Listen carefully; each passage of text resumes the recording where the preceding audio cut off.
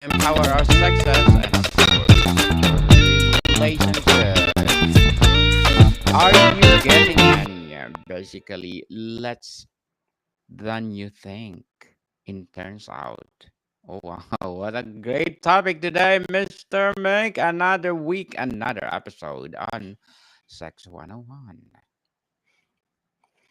Yes, so to introduce sex by numbers, it is captivating exploration of human sexuality through statistics. David Spiegelhalter's Sex by Numbers offers a fascinating journey into the data behind our intimate lives.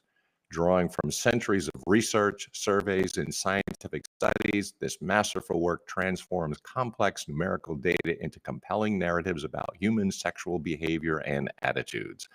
As the Winton Professor of the Public Understanding of Risk at Cambridge University, Spiegelhalter brings both academic rigor and accessible storytelling to this delicate subject matter.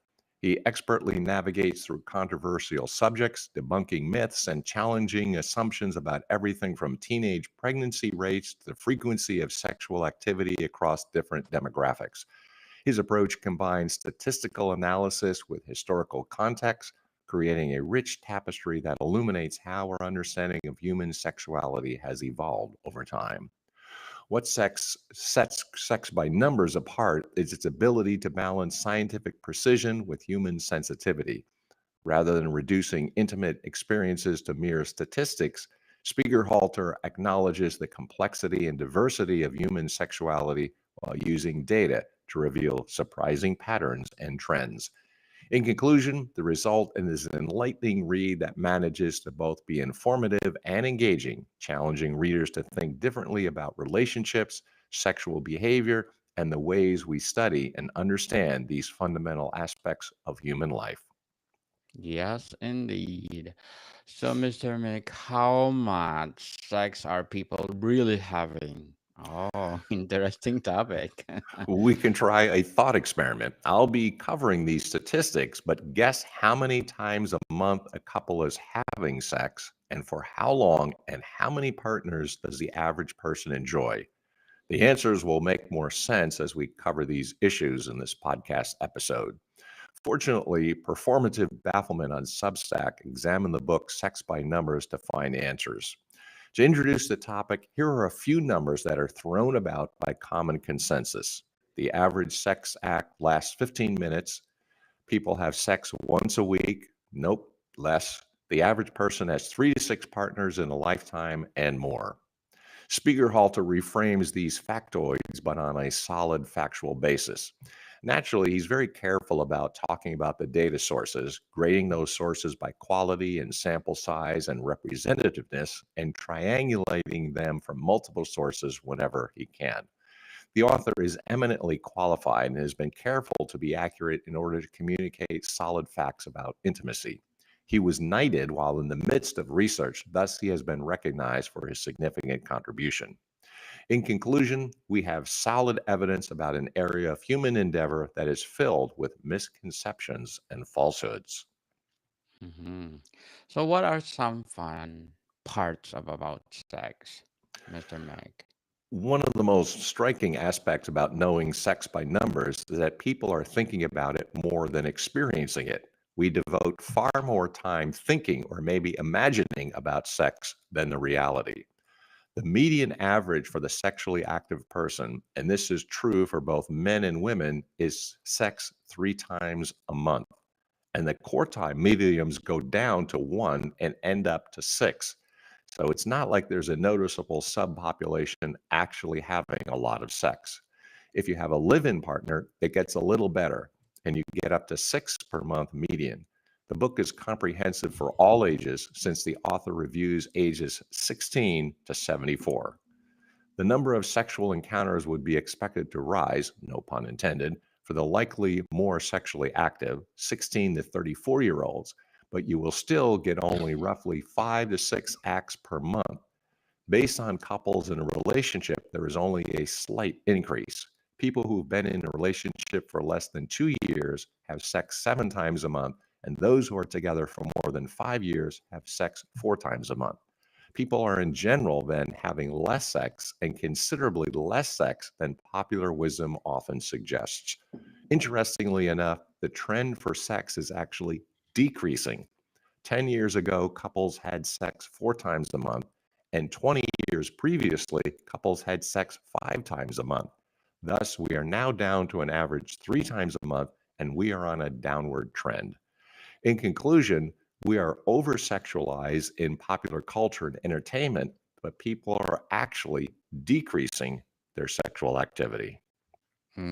Because we are aging, people.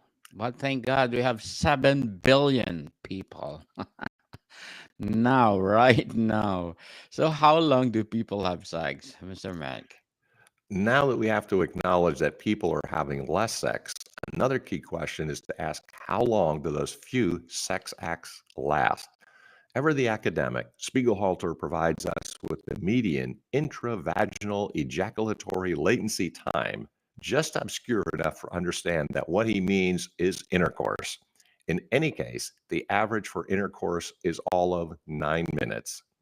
If I were to reflect on dysfunctional activity, and in particular for women, 9 minutes is much too short a duration for the sexual pleasure of women.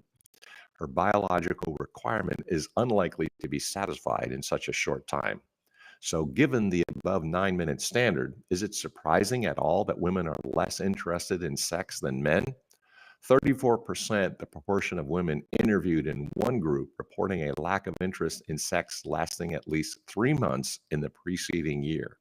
This pattern extends to about 1 in 12 women feeling no excitement or arousal during sex. One of the less advertised findings from one group is that 0.6%, 1 in 160 of women reported that they have never felt sexually attracted to anyone at all. We should keep in mind that 9 minutes arises from the highest quality data source, measured by Fitbits rather than memory, surveys based on 900 plus couples across 5 countries, and specifically excluding those suffering from premature ejaculation. This is alarmingly short. This is the real average time. The highest time in the entire study was 44 minutes. I find this study ironic given the fact that we seem to be in a sex obsessed age, and yet we are having less sex and for shorter amounts of time than previous generations. I wonder what the fuss is all about. If we are to speculate a bit, we have an inkling that sex is less frequent among younger people rather than are less obsessed but sexually more satisfied parents and grandparents. With dating apps, for example, compare the numbers. If you are single, it's likely you are spending more than 9 minutes, 3 months at a time on the activity. People are spending more time just looking than actually enjoying sex, and that is assuming that they're going to find a partner anyway. Moreover, that time element does not include dating time or spending money on the person you desire. People are putting a great deal of effort into seeking rather than indulging. Sex is not winning a cost benefit analysis. These people who have put in all that effort, who have won the relationship, Red Queen's race, are literally spending 1/720th of their monthly time on something they probably spent 10 to 30% of their cumulative lifetime mental time and optimization energy towards. The Red Queen's race is a concept that originates from Lewis Carroll's Through the Looking Glass, the sequel to Alice's Adventure in Wonderland. In the story, the Red Queen tells Alice, "Now, here, you see, it takes all the running you can do to keep in the same place. If you want to get somewhere else, you must run at least twice as fast as that." This scene illustrates a paradoxical situation where constant effort is required just to maintain the status quo. Beyond the book, the term Red Queen's race has been widely adapted as a metaphor in various fields. In evolutionary biology, it's known as the Red Queen hypothesis. It suggests that organisms must continuously adapt and evolve, not to gain an advantage, but simply to survive in an ever changing environment where competitors, predators, and parasites are also evolving. In a broader sense, it's used to describe any scenario where relentless effort is needed to avoid falling behind, like in technology, where companies must innovate constantly to stay competitive, or in economics, where individuals or nations might work harder just to maintain their current position amid inflation or global shifts. In conclusion, there is a massive disconnect between the effort that goes into getting sex, which is way out of proportion, for the actual sexual acts. So, Mr. Meg, how many sexual partners do people have? In a primary age category, 35 to 44-year-olds, about 1 in 6 say one, with a median 8 for men and 5 for women. The numbers may be a bit skewed in that prostitutes may not be necessarily included. There are older men with less experience who are too shy to answer, and some women potentially refusing to count non vaginal or unwanted sex in their partner count. Generational mores have changed. 30% of women aged 25 to 34 reported more than 10 partners versus 8% of women aged 65 to 74. Having more than 10 partners in your lifetime is associated with higher social class and educational status. Younger women have found more sexual partners, and higher rates of education and social class results in more partners as well. That could be an incentive for more learning and financial success. Not surprisingly, men will fib of the number of conquests, their penis size, and how much of a stud they are in bed. On the other hand, women minimize the number of partners. If females think they are attached to a lie detector, they increase the number of sexual partners by 30%. The lie detector test proved to improve the accuracy and results. For example, the results were what you might expect. Women who thought they were exposed claimed an average of 2.6 sexual partners. The anonymous group said 3.4, while those attached to a lie detector said 4.4, at which point they roughly matched the male claim of 4.0. In conclusion, we can conclude that men and women truthfully are having about the same number of partners. Wow, interesting facts, Mr. Meg. So, does sex burn? The fact that sex is brief, 9 minutes, and only 3 times a month must mean that people are not burning calories with such or little to no sex, correct? Right. Spiegelhalter alludes to a famous Care Philly study. But will sex help you live longer? A much cited study of men in Care Philly from a respectable team estimated that an extra 100 orgasms a year was associated with a one-third reduction in the risk of dying each year. That would translate to about 3 years extra life. In addition to the point made earlier, more sex is associated with money and education. The idea of a longer life seems like an incentive to enjoy more sex as well. The younger and healthier a man is results in roughly twice the average, so men would be best to work at being in better shape.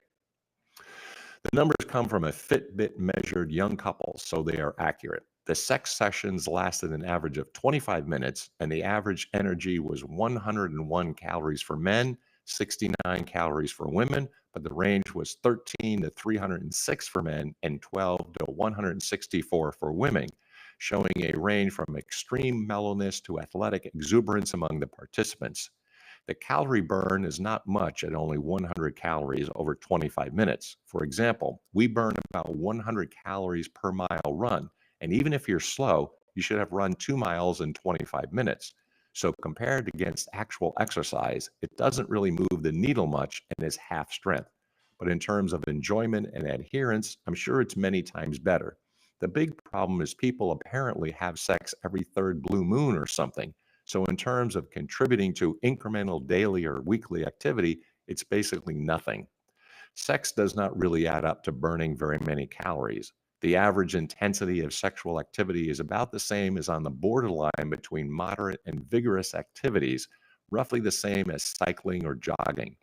There are some couples who are measured higher and about equal to doing push ups.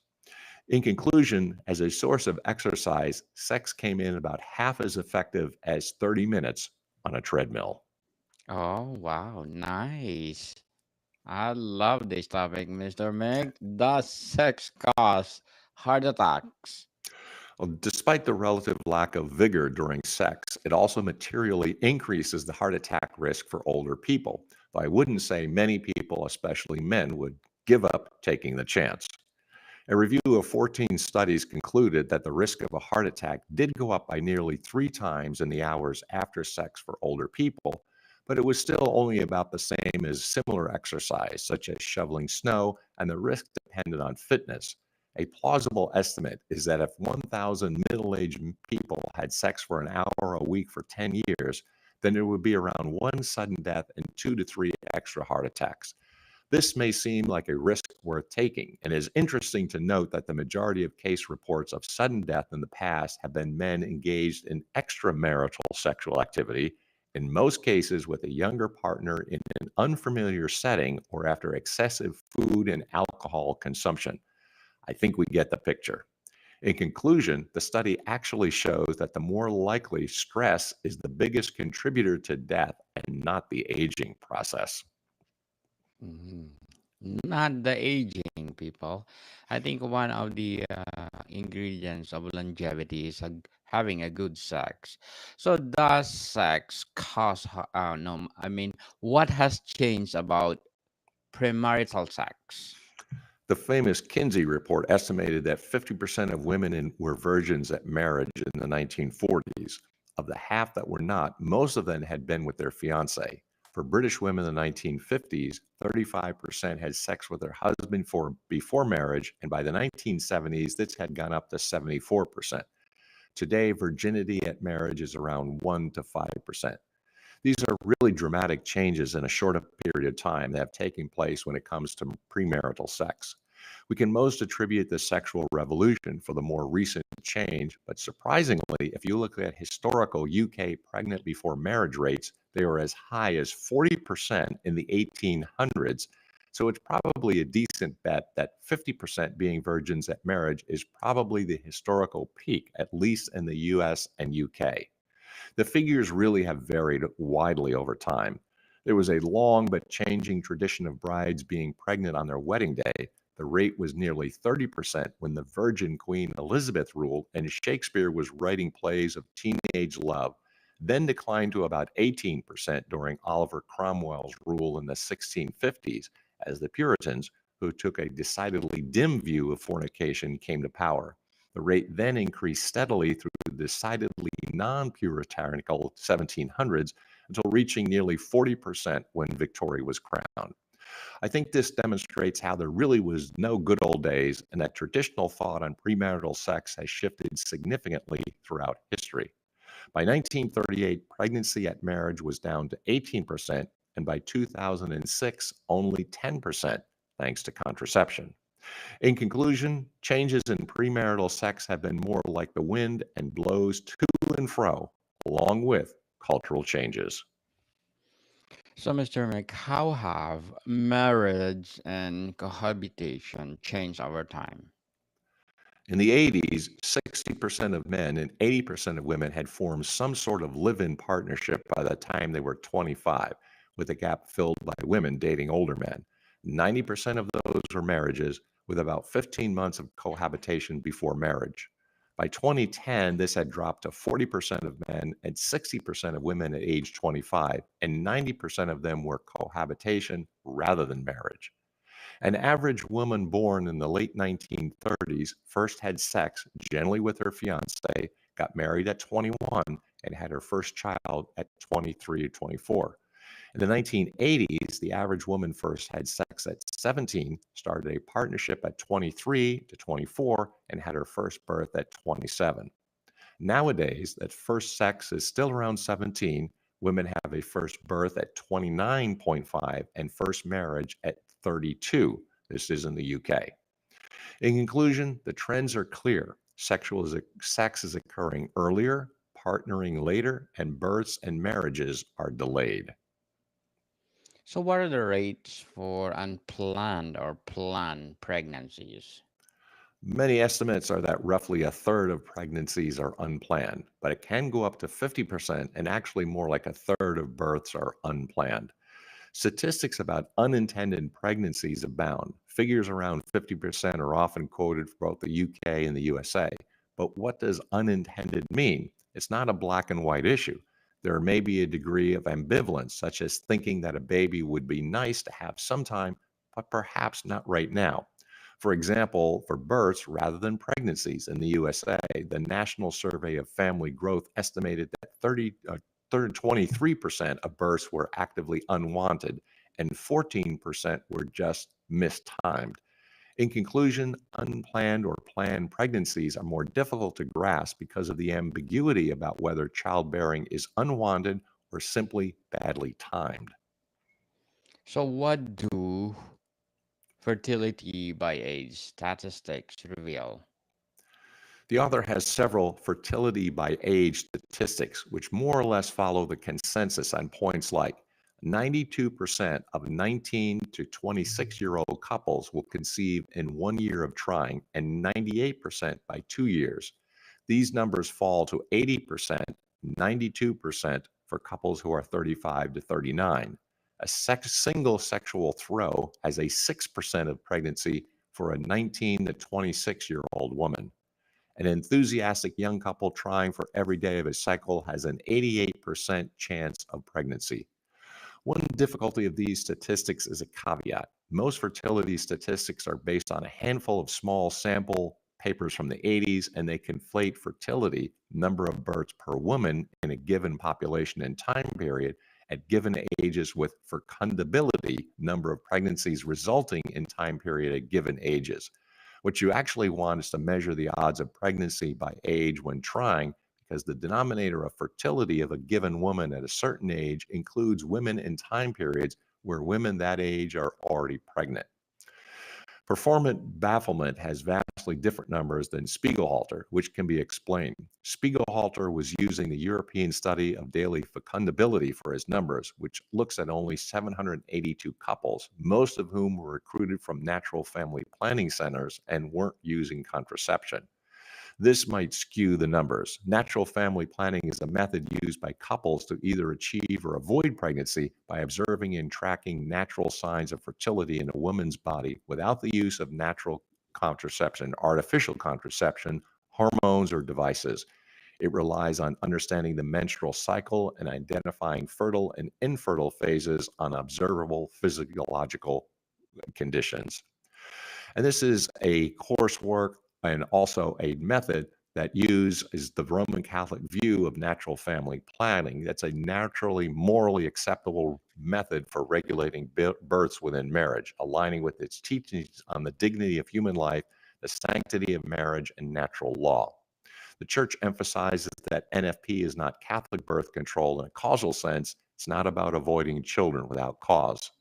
In practice, many Catholic couples embrace NFP as a way to live their faith, though adherence varies widely. Surveys suggest only a minority of U.S. Catholics strictly follow this teaching, often due to practical challenges or disagreement with the contraception ban.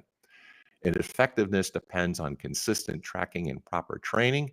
Studies suggest it can be 98 to 99% effective with perfect use, though typical use drops to around 76 to 88% due to human error or inconsistent application. In conclusion, to get accurate numbers of fertility by age, we have to understand the sample group first. So, Mr. Mick, what is the disconnect to discovering fertility by age?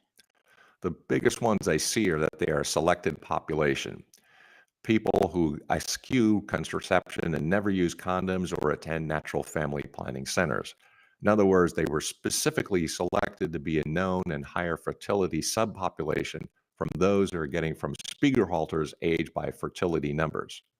That having been said, there's a lot of variability in fertility. Given 26 to 29-year-old women, about 5% have a less than 5% chance of contraception. Upper 5% have an 83% chance. The effect of a man being 40 rather than 35 is about the same as dropping sex rates from twice to once a week. Given the variability in fertility, Spiegelhalter recommends couples trying even after a year. A 35-year-old woman with a 40-year-old man who didn't conceive in a given year will have a 43% chance of conceiving after 2 years. In conclusion, we have some idea, but not a complete picture of how and when a woman will be fertile. So, Mr. Mick, we have examined serious issues here, but are there some fun facts about sex? Known as the Bloodthirsty owing to his habit of mass beheadings, Sultan Moulay Ismail ibn Sharif of Morocco ruled from 1672 to 1727 and is reputed to have had the most number of children of any man in history.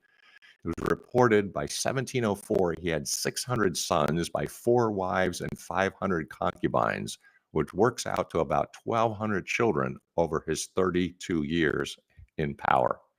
The fact that anyone thinks having sex twice a day for years might be implausibly unattainable threshold is perhaps unbelievable. However, this is an idea of the Coolidge effect. It's a biological phenomenon seen in animals whereby males exhibit renewed sexual interest whenever a new female of reproductive availability is introduced, even after sex with prior but still available sexual partners. Some other factoids. You can influence the gender of your baby via timing. Babies conceived before ovulation are 53% male on the day of or 1 day after, 50% male, and 2 days after ovulation, 65% of male. Average age gaps have roughly halved since 1950, where age gaps were 2 to 4 years on average and now are 1 to 1.5 years. But the tails are coming apart. In 1963, 5% of UK relationships had an age gap of more than 10 years. In 2003, this had increased, and 5% had an age gap of more than 13 years. Lay Back and Think of England is reputed to be from Lady Hellington's 1912 journal. When I hear his steps outside my door, I lie down on my bed, open my legs, and think of England. About 15% of men suffer from premature ejaculation, with another 13% having problems with erectile dysfunction. The rate of paternal discrepancy is generally 3 to 4%, although this is 10 times overrepresented at testing labs, which find a 30% rate in the sample of people that have selected into having their paternity tested. In conclusion, there are some serious issues about sex which are enlightening, but there are also some fun and lighthearted things to know about the subject as well. Certainly interesting facts, Mr. Mick. So, how can we conclude sex by numbers? And wrapping up this remarkable journey, Sex by Numbers leaves readers with a profound appreciation for the interplay between data and a deeply personal realm of human sexuality. From a Judeo Christian moral perspective, this exploration can prompt deeper reflection on the purpose and boundaries of sexuality as outlined in the biblical tradition. While Spiegelhalter's neutral scientific lens refrains from moral judgment, the data he presents on fidelity, promiscuity, or changing norms can be juxtaposed with the Judeo Christian emphasis on sexuality as a sacred gift intended for the covenant of marriage, ordered toward love and procreation. In conclusion, for readers of faith, the book's revelations might serve as both a challenge and an opportunity, a call to discern how timeless principles of chastity, commitment, and human dignity interact with modern realities, enriching the conversation about how we live out moral convictions in an increasingly complex world. Very well said, Mr. Mick. Very well said. And thank you so much for great topics on Sex 101. Sex by Numbers highlights the surprising reality that despite living in a culture seemingly saturated with sexual imagery and openness, many individuals report experiencing fearless intimacy than they imagine. So, Mr. Mick, would you like to plug in something? Sure, I appreciate the opportunity. So I am Mick, the Doctor of Digital. You can listen to my podcast and also check out the Idea to Author Coach on Facebook, where I help people write books and sell more books. I also have a couple of books on Amazon, Burning America, and also On Track Ian Hunter. So if you want to check out activities, the Idea to Author Coach on Facebook.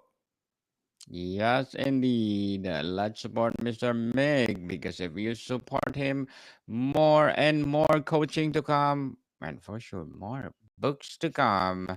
And please do plug in your podcast, Mr. Mick. Sure, the Doctor of Digital podcast, check that one out. And of course, the ones that we are doing as well.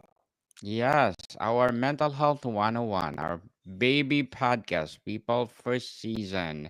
So please do listen, Mental Health 101, wherever you listen your podcast. So, Mr. Mick, thank you so much for your time. Thank you, my friend, my Daniel, my friend. Until next time, yes, sir. Morning, people. See you soon.